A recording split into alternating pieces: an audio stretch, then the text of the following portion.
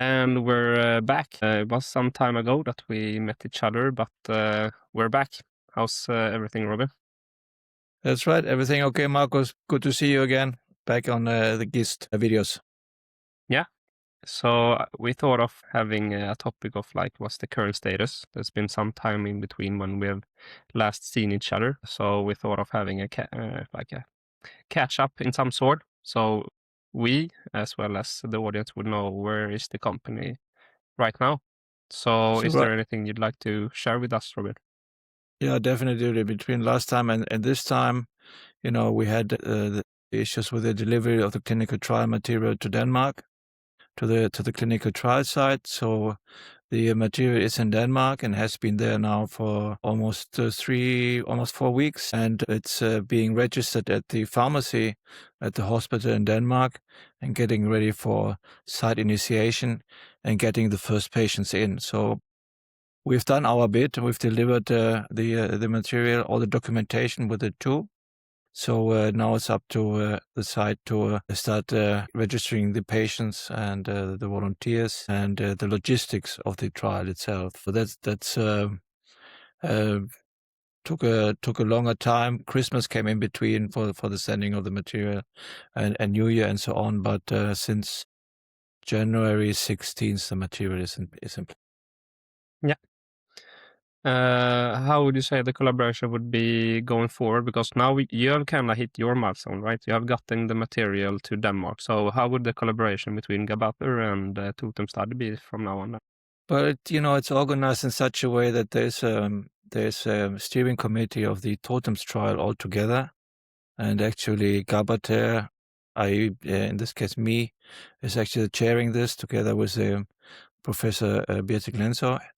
So and together with the people from the Innovation Fund and the clinical team. So that is sort of the core team of the trial, and the general supervision and the link to the Innovation Fund.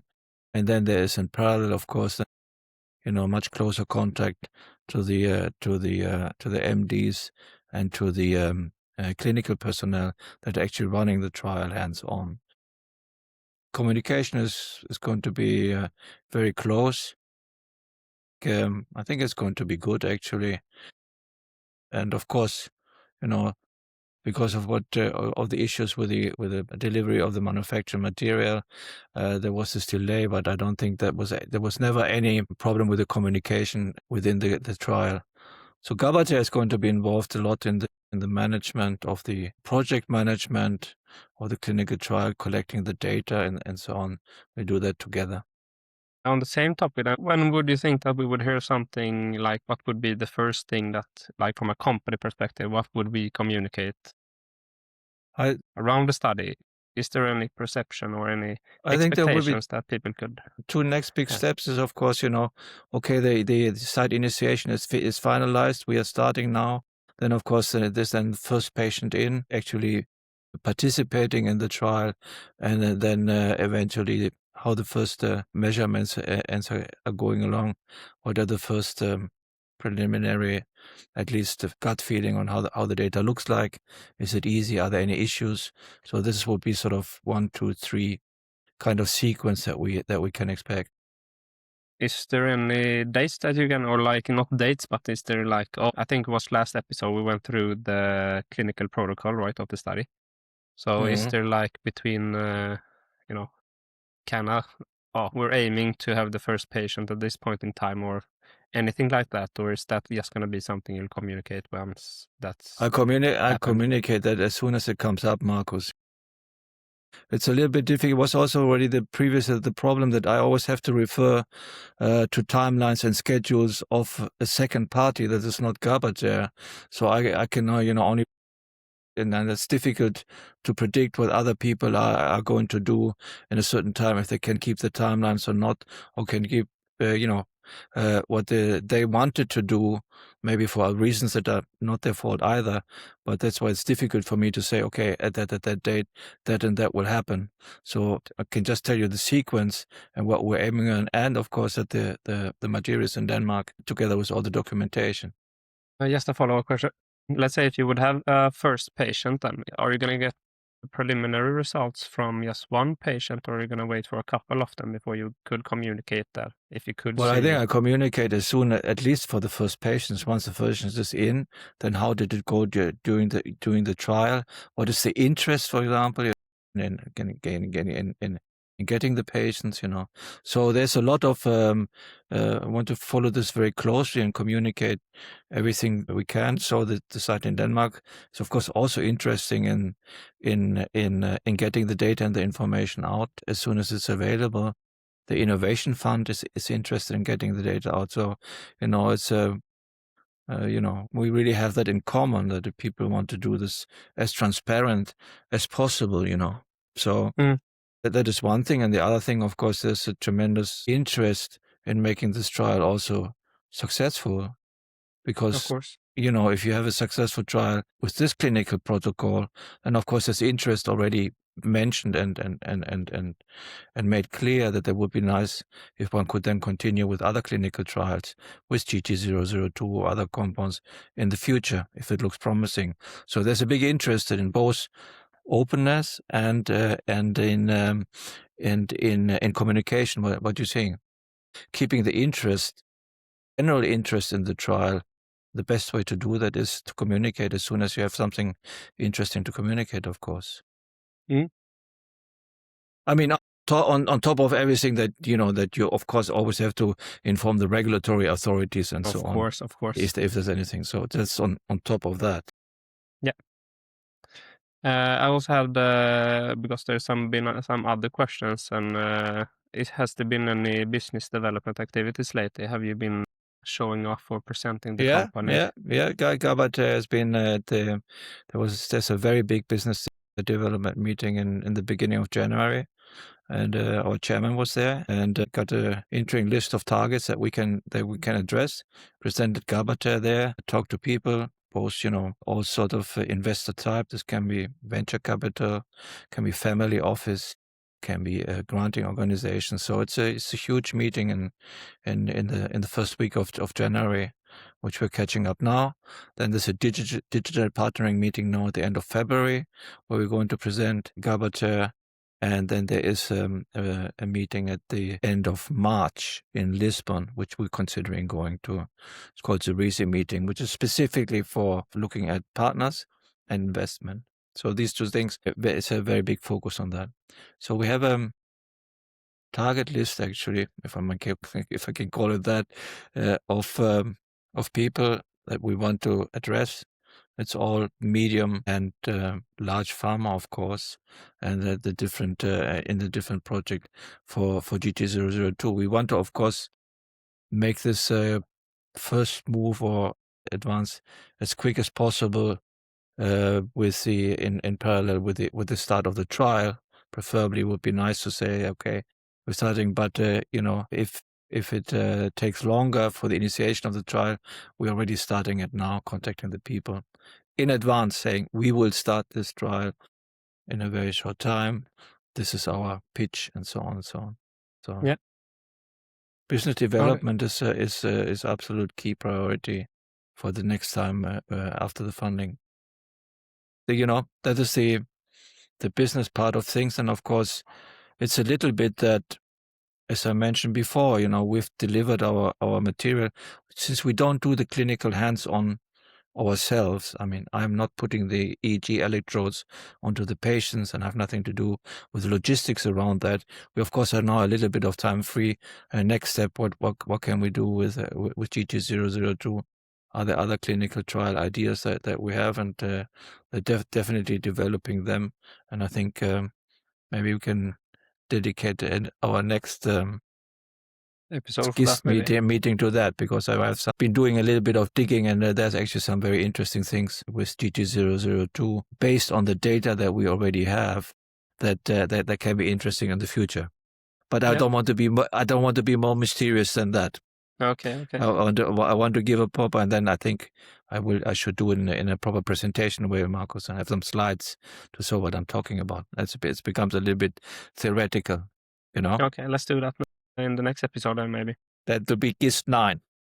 GIST 9, yes. So another question is then, has there been any updates when it comes to any papers or anything that the company has submitted? Or Yeah, we submitted a paper together with Mindic to quite good scientific journal in November. Now we have middle of February. These reviews can take a long time, but it's been accepted. It's under review right now, and hopefully this will be accepted, and it will be absolutely great because gives us a good scientific foundation also for the conversation that we have with potential partners.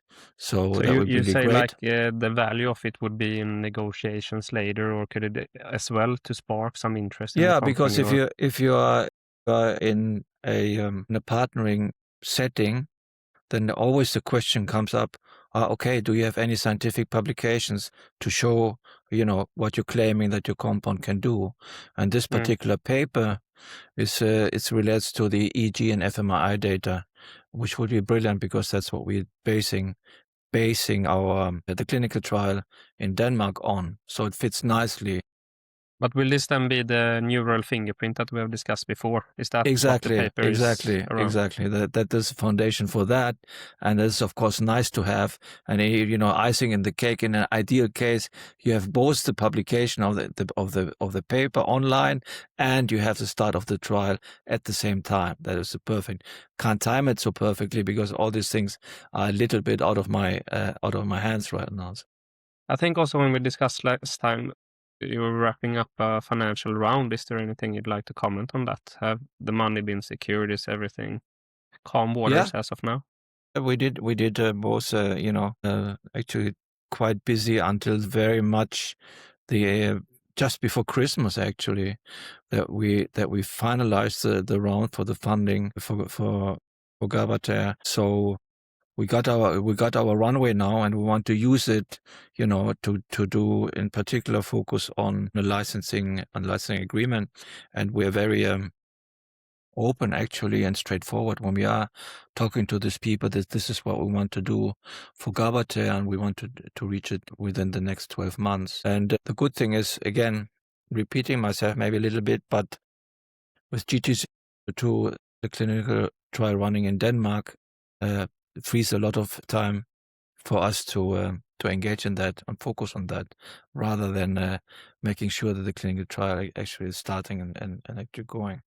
So You just that's good. mentioned that there's something that you try to convey to these people, that you try to find a partnership. What's the thing that you try to convey, and your stance in how to take Gabather into the next phase of the company? Well, the next phase is now you have a phase 2A exploratory clinical trial ongoing of a new treatment of a non-sedative GABA A receptor ligand that we can then expand from schizophrenia to cognition. And that what you want to say then is, of course, if you join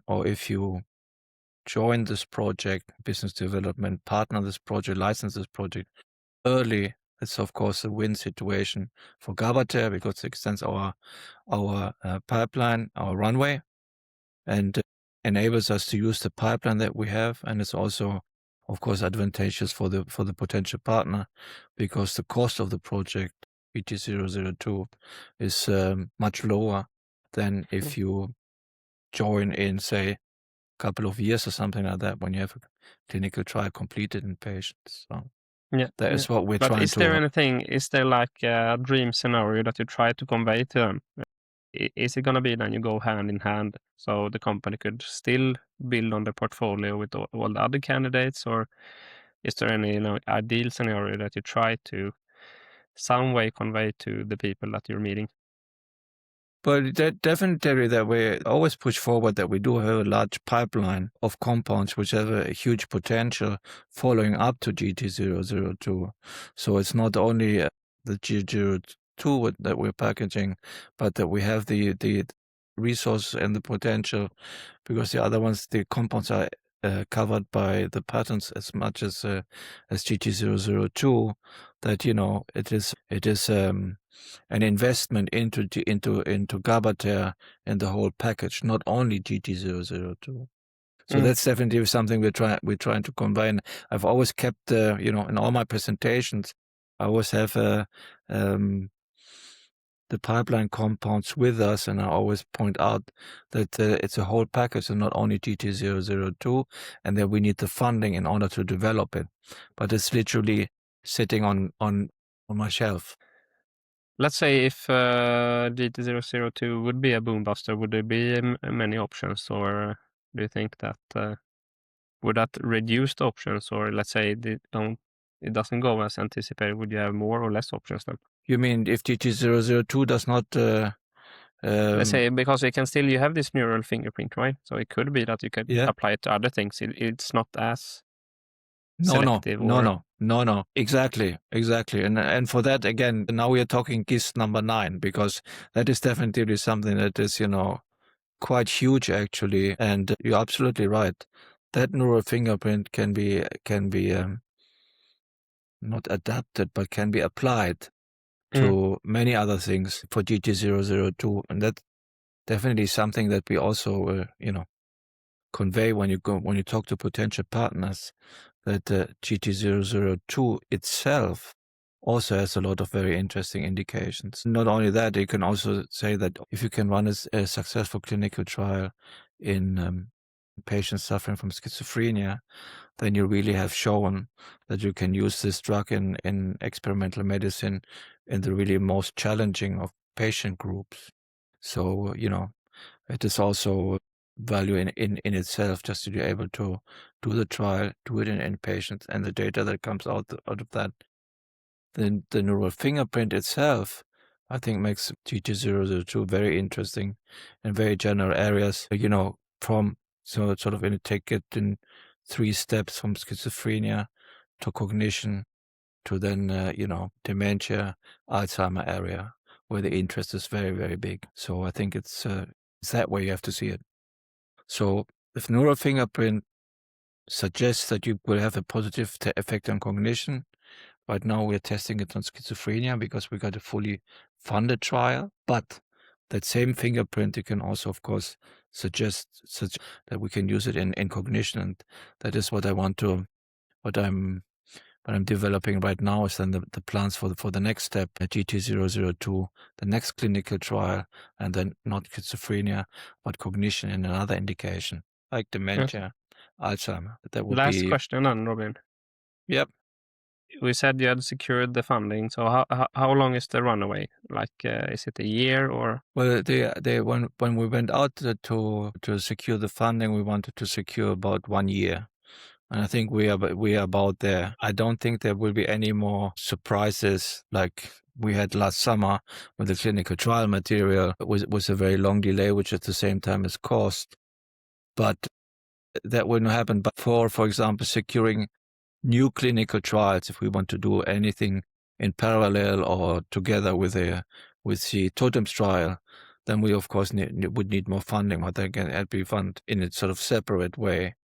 With the budget that we have now, we should be good until the end of the year, autumn at least, unless, I don't know, something unexpected happens. But, it can't be anything that has direct impact from us because we are not producing the material anymore. It's in Denmark now. Okay.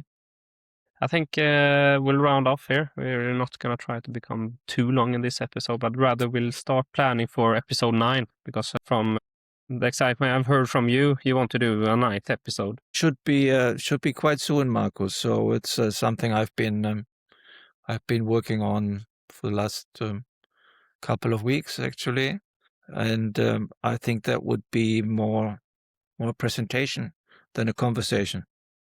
Yeah. Well, the conversations with you are always very nice, but let's see how a presentation goes. Let's see. Okay. But thanks for today. I hope you all enjoyed and you found some value in this episode, and we'll keep in touch. We'll see each other in the next episode. Okay. Thanks. Take care. See you. Bye-bye.